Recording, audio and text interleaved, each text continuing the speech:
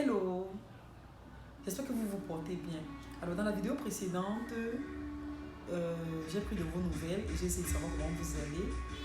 Par ailleurs, il était question que dans celle-ci, je vous explique les challenges auxquels j'ai eu à faire face et quelles sont les techniques que j'ai utilisées pour pouvoir m'en sortir.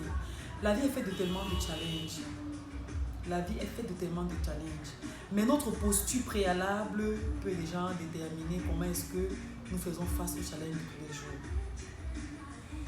Avant de vous expliquer ou de prendre des exemples de ce que j'ai personnellement vécu et les manières et les techniques et manières dont j'ai pu gérer cela, je vais tout d'abord vous dire et vous rassurer que vous n'êtes pas seul. Soyez conscient de ça. Arrivez à être conscient de ce que vous n'êtes pas seul.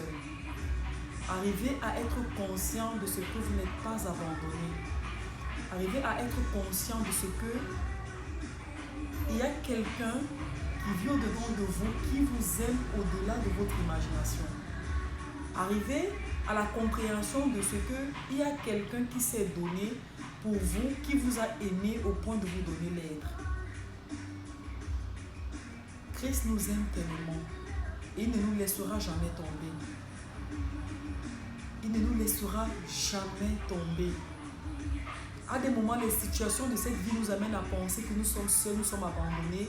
Et on peut même aller jusqu'à penser que, mais on dit que Christ est auprès de nous, vit au-dedans de nous. Mais pourquoi est-ce qu'il ne voit pas ce que nous vivons? Il a vécu cette vie dans la chair.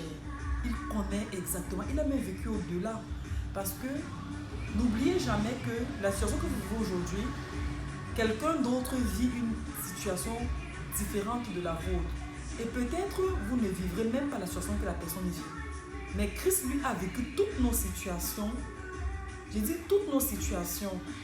Il les a toutes vécues dans la chair. Il connaît exactement ce qu'on traverse. Et tout ce qu'on vit, il vit ça avec nous. Il est là. Quand on est joyeux, il est là. Quand on pleure, il pleure avec nous. Il est là, plus près de nous. Apprenons à lui faire confiance. Apprenons à être éveillés à sa présence. Apprenons à être conscients de ce qu'il est là. Je vous ai toujours dit que lorsqu'une chose est présente, jusqu'à ce que vous soyez éveillés à la présence de la chose, vous ne pourrez pas profiter de cette chose-là. Donc, vous ne pourrez pas profiter de la présence de Christ ou de son aide, de son assistance, du moment où vous n'êtes même pas conscient, du moment où vous n'êtes pas éveillé